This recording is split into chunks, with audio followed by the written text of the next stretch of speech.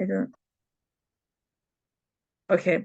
So then the part of it is when we come to that inner peaceful place within ourselves, where is that menuchat hanefesh, that coming together and that oneness, the environment of the outside will have less effect on us. And a lot of this obviously comes from the level of self-esteem, self-confidence. It comes from a place of feeling good about ourselves, and also like our relationship to ourselves, to the world. All of these things affect our viewpoint on life, on ourselves, and on other people. So the most important factor is, what steps can I take to make that stronger within me? And also realizing that wherever I am in life does not mean that if I'm in my completeness of who I am and I feel good about myself, that everyone that's going to come in my life and around me is always going to be happy with me. This is a huge myth. I was telling someone the other day that if people had the same tolerance for sibling rivalry for married couples, there would be less divorces.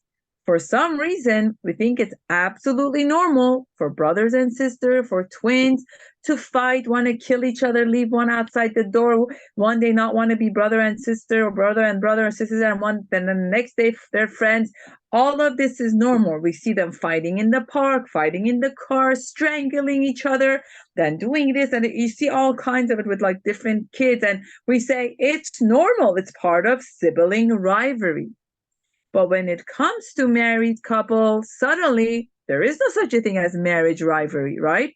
We assume they should just get along, right? We assume just because they're adults, just because they've reached a certain age, we're going to get them married, they have dated each other, and we forget about the emotional factor that totally blinds you, like how Adam, God put him to sleep and brought him Chava. Like we forget about that part that we were asleep when the whole dating and the courtship and the honeymoon, we forget about that sleep. And suddenly we wake up and we're like, what is going on? There's something wrong with this marriage. Whereas instead of stepping back and saying, maybe we're just in that adjustment stage, trying to figure things out. For siblings that are from the same parents, the same mom and dad, same, sperm and egg giver to make those children, it is totally normal for them not to get along, even though they were brought up in the same house. But for some odd reason, a husband and wife should comfortably get along, should comfortably know. And the first year is the best year. False. The first year, the first few months is usually the most challenging because they're just trying to get used to each other. So this concept of understanding yourself and understanding, look at Yosef and his brothers, look at Rachel and her sister, look at Adam had Cain and Hevel, one killed the other sibling.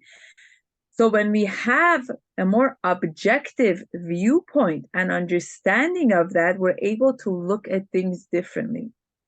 That just because we are married doesn't mean that 100% we're always going to agree. There will be differences of opinion, but as long as I am shalem, I am whole within myself, I have my menuchat hanefesh, it will not destroy me and make me fall apart. This is much easier said than done. Just want to clarify. I'm not saying that I'm able to do this all the time myself. I'm just saying this is the prescription if you're able to apply it to your life. So when I'm there, then I'm not going to fall apart when my husband is having a bad day, when my kids are having a bad day, when my friend is having a bad day. I'm not going to personalize it. When I'm full and complete, their stuff is not going to leak through me. But if I'm broken, if I'm shattered, if I'm hurt, if I'm upset, everything they say is going to go right through me and I'm going to fall apart and be broken all over again. But when I come to realize that just because people are my family members, my husband, my children, there will be our ups and downs. There will be times that we're good. There will be times that we disagree. There will be times that we're happy, just like what I have with my siblings, just like what I might have with my parents. This myth and assumption that happily ever after, or like I was saying, every time people get married, they say, is she happy? Are they happily married? Are they such a general statement to give to such a complicated relationship? That doesn't make sense. Was Yosef happy? Really, was Yosef happy in his life? Yosef has tzaddik. Even, do we talk about anyone's happiness in the Torah, in the whole Torah? We say mitzvah gedola liot besimcha tamid. It's always good to be happy, but do we praise happiness or do we praise emunah? In the Torah, one of the most essential factors is about having bitachon and emunah, having trust that everything that happens to me is from God. And what does the word simcha mean? The word happiness. In Judaism, the word simcha is like a mindset. It's being content. It's being at peace with what's happening. It's not the happy that what the Western world and the American world talks about.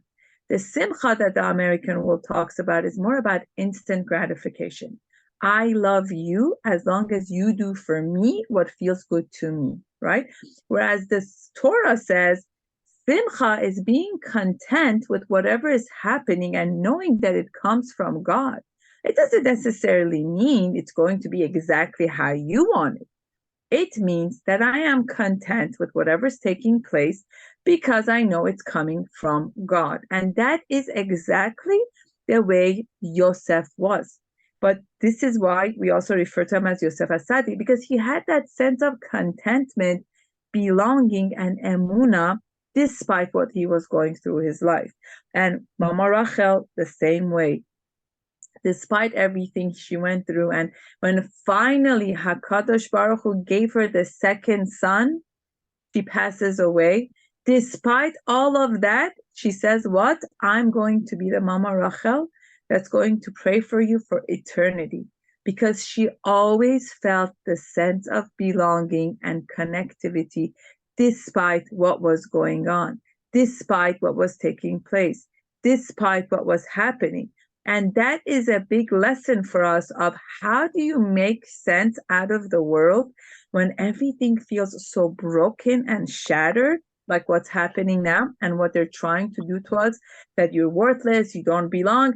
We say, no. We have a deeper sense of belonging and a deeper sense of foundation, that these things are not going to make us break apart.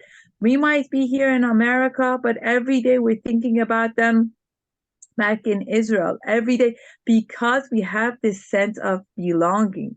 And once you take that sense of belonging, nothing else is going to be worth it. I remember once there was a story we read in school where the story said, when a child doesn't feel like they belong in a village, they are willing to burn the village to feel its warmth. What a powerful message. When a child doesn't feel like they belong, they could destroy and burn the village, not because they want to destroy the people, but they want to feel the warmth.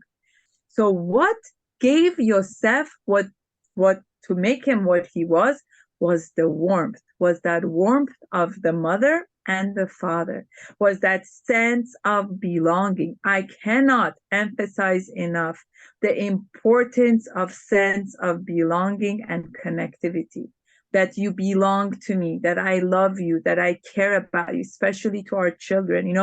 Many times we tend to point out to them when things are wrong, what they're not doing right, but as soon as when they do something right, we overlook it. They're wrong, our fire hazard goes off, and what we yell and we scream. But when we walk in and everything is smoothly, we never make a comment. We expect it to be that way, where it needs to be the opposite. We need to set off the firework and the good things when they're doing good, because that's how they will get our attention again. And that's exactly the message that Yosef teaches us, and what Yaakov taught us, that Yaakov noticed that about Yosef, even though Yosef was different. He was not like every other child he had. He was not part of everyone else. He didn't do everything like all his other siblings. But Yaakov noticed that difference with Yosef, and he continued to guide him his way. And this is how Yosef got to shine as Yosef, because his father and his mother had acceptance for his abilities and who he is, which is a very, very big lesson for all of us when we are dealing positive feedback. Oh, so Angela is saying the positive feedback absolutely makes the biggest difference. And we have to remind ourselves when we have that one child. I always tell people when they have, everybody has that one child, but of those that are blessed with more than one children, that is always different. Or if you're a student, if you're a teacher at a place, you always have that one student that's different. Or amongst your co-workers, you always have that one co-worker that gets on your nerve in a different way. But when you're able to step back and say, how can I treat this person like Yaakov treated Yosef and Rachel treated Yosef? That's when you see the amazingness coming out. When they come and they tell you about things, when they share things with you, and instead of saying to them, why you keep daydreaming? Why are you so distracted? Why can't you just go farm like everyone else? Why can't you just follow the rules like everyone else? Remember this story that every child is blessed with their own abilities and with their own challenges. But when as parents we're able to make them feel that sense of belonging, that sense of amazingness, that's how we're going to get their midah of Yosef to come out. That's how we're going to make them have those abilities shine, and they're able to survive even in a place like Mitzrayim. They're able to survive even in the midst of the pit. Many times when children have tests and they come home and they say, Mommy, I got my grade. Unfortunately, some parents say, what was the highest grade? What number were you in the class?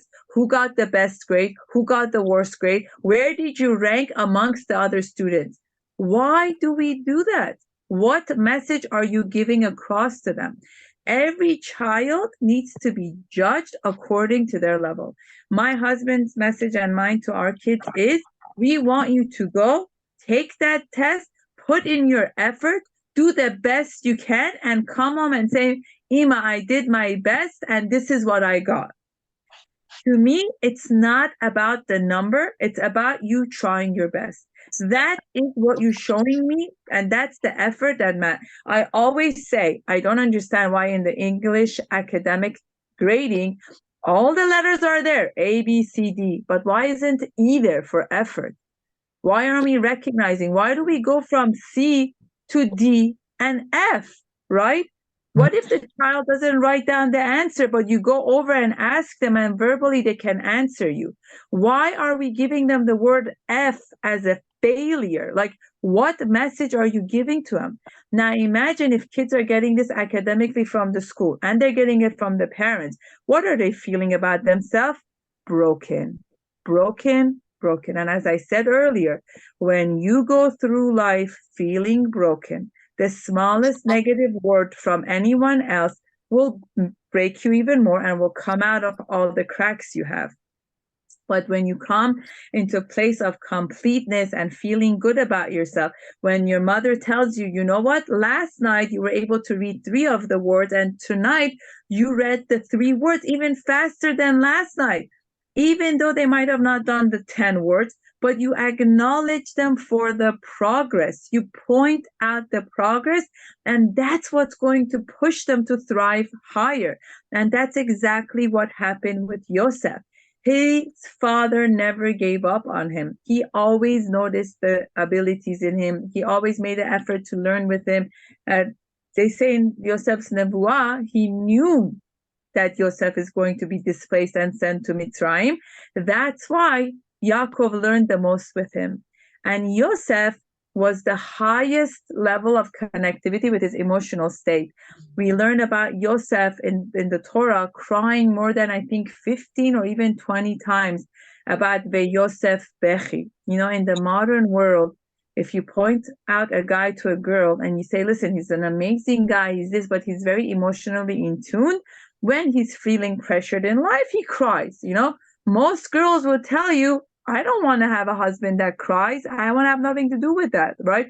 Instead of realizing that a person who's emotionally in tune, instead of using anger as a secondary emotion, they are using sadness, which is primary, Anger is secondary. When a person is not raised in an environment where the primary is not allowed, meaning sadness, disappointed, feeling low about yourself is not permitted, you grow up comfortably expressing anger and rage. So it's a misunderstanding that people think sadness is weakness. Sadness is not weakness. Sadness is saying, right now I'm feeling sad because some of these things didn't work out my way, just like Yosef. Yosef's sadness, he cried with God. He cried when he saw his brothers. He cried when he held Benjamin. It says he cried so loud that the whole Mitzrayim heard him. Like, imagine that. He shouted and held Benjamin in his hand, cried so loud that the whole Mitzrayim heard him.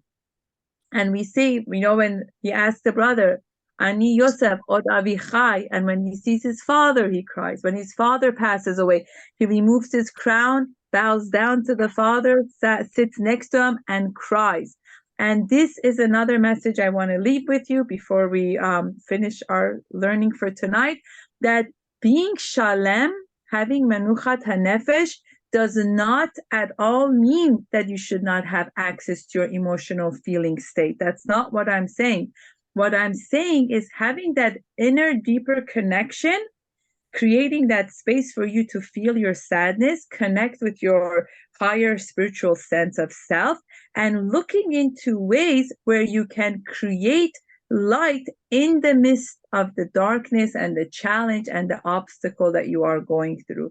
That is the message that Yosef and Rachel Imeinu taught us about finding the light in the midst of the darkness, finding the light in the midst of challenge. And that's how you get to become Mama Rachel and Yosef HaTzadik. Thank you so much, everybody, for tuning in. Again, this learning was in loving memory of Rachel Rita Bat Tzvi Hirsch. She should have a continual aliyah, and her children should have bracha and hatzlacha, and they should be successful in everything that they do. Thank you so much again, everybody, for tuning in. I'm just going to stop the recording.